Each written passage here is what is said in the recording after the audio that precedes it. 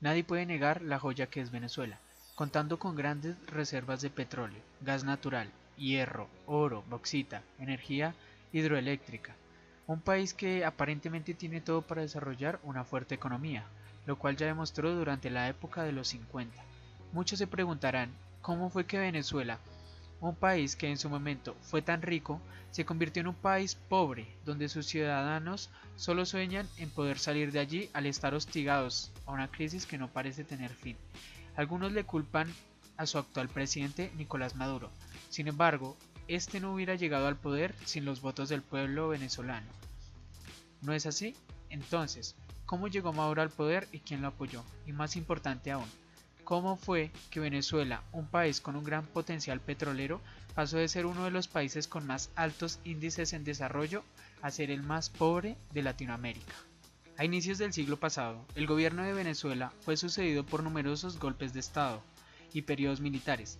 Algunos jugaron un papel importante en el desarrollo político y económico de Venezuela, como por ejemplo el mandato de Isaías Medina Angarita, quien promulgaría una ley de hidrocarburos en 1943, limitando a las multinacionales, además de decretar el sufragio femenino, dándole participación política a las mujeres. La década de 1950 fue considerada como un boom económico. Aquí evidenciamos el inicio del enriquecimiento de Venezuela gracias a las divisas traídas por el petróleo, con altos niveles de empleo, crecimiento en el Producto Interno Bruto y una inflación baja y estable. Este periodo lo marcó una dictadura perpetuada por medio de un golpe de Estado por Marco Pérez Jiménez. Desde esta fecha y hasta la década de los 80, Venezuela era la nación en la región con el crecimiento más próspero, siendo su moneda una de las más fuertes frente al dólar. Las divisas traídas por el boom del petróleo le permitió al país modernizarse y fortalecer la infraestructura. Era tan grande el crecimiento venezolano que por los años 60 Venezuela tenía un Producto Interno Bruto a un nivel similar al de Noruega. Hoy día es todo lo contrario. Noruega tiene un Producto Interno Bruto 6 veces mayor frente al venezolano.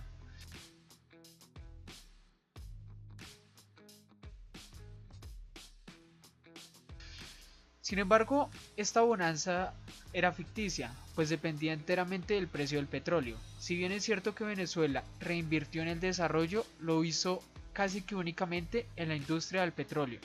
Fue por esto que debido a la caída del petróleo, Venezuela se ha enfrentado a fuertes crisis, como cuando gobernaba Jaime Lucinchi en el año 1983 a 1988, o Nicolás Maduro desde el año 2013 hasta la actualidad. La situación que afronta Venezuela actualmente genera una sociedad violenta, con una pobreza generalizada y con ella la posibilidad casi nula de una vida digna, haciendo que la población no pueda participar en la vida política adecuadamente, como lo plantea la autora Hannah Arendt. La violencia es lo más apolítico. La mejor fortaleza con la que puede contar un príncipe es no ser aborrecido por sus pueblos. Si la aborrecen, no les servirán de nada las fortalezas como medio de salvación, porque se levantarán en armas contra él y no les faltarán extranjeros que acudan a su auxilio. Maquiavelo, 1513, El Príncipe. En esta cita, Maquiavelo nos expresa muy brevemente la mayor fortaleza del gobierno de Chávez. ¿Qué hizo Chávez para contar con el apoyo del pueblo venezolano? Bueno, Chávez mantuvo el modelo económico venezolano sustentado en el petróleo. Sin embargo, el plan de Chávez se basaba en ofrecer empleos a diestra y siniestra en el sector de hidrocarburos y en el sector estatal. Este plan le permitió a Chávez reducir el umbral de la pobreza del 60% a tan solo el 30%. Este modelo era sostenible mientras el precio del petróleo se mantuviera. Gracias a este modelo y a una retórica populista fuertemente antiamericana, procubano, socialista y de fuerte apoyo a las poblaciones más vulnerables, le dio el apoyo a Chávez de una parte significativa del pueblo venezolano. Yo le voy a repetir con todo respeto, Rodríguez, lo que dije ya públicamente. Si el Banco Provincial que usted preside aquí en Venezuela no está dispuesto a cumplir con las leyes, los decretos presidenciales, comience usted a entregarme el banco. Yo le voy a pagar lo que cuesta el banco. Haciendo alusión a los principados hereditarios que nombra Maquiavelo, se puede hacer una comparación, puesto que Chávez adoptó como un tipo de ahijado político a Maduro. Esto lo evidenciamos cuando la grave situación de salud de Chávez y sus últimos discursos en tono suplicante, pero nunca dejando su talento carismático de lado, daban a conocer uno de sus últimos deseos a su patria. Si algo ocurriera que me inhabilitara de alguna manera, que obligara a convocar de nuevo a elecciones presidenciales, ustedes elijan a Nicolás Maduro como presidente. Yo se los pido desde mi corazón. Así es como en el año 2013, gracias al apoyo del ya fallecido Hugo Chávez y a un discurso por parte de Nicolás Maduro, donde se sustenta en los ideales y en las promesas de su antecesor Hugo Chávez, Nicolás Maduro llega al poder derrotando a su contrincante político Capriles con una diferencia de apenas 300.000 votos, es decir, una pésima popularidad. Es a partir de esta fecha que Venezuela empieza a enfrentar una serie de problemáticas en el sector económico, social y político.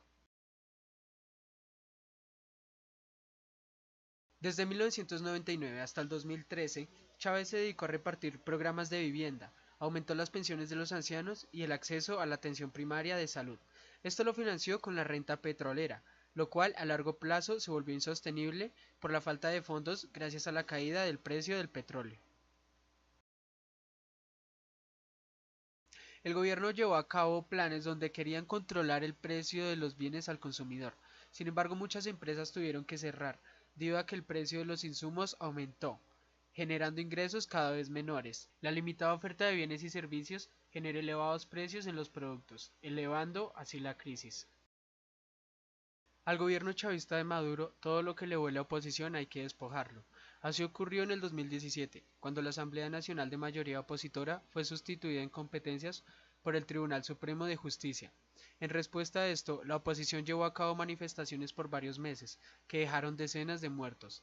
A la par de esto, Maduro tiene varios presos políticos.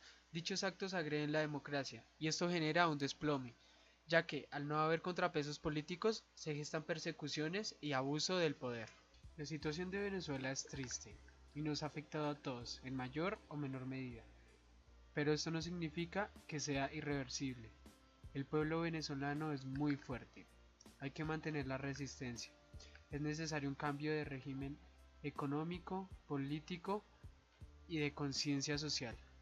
Pronto será el día en que Venezuela sea grande de nuevo. Muchas gracias.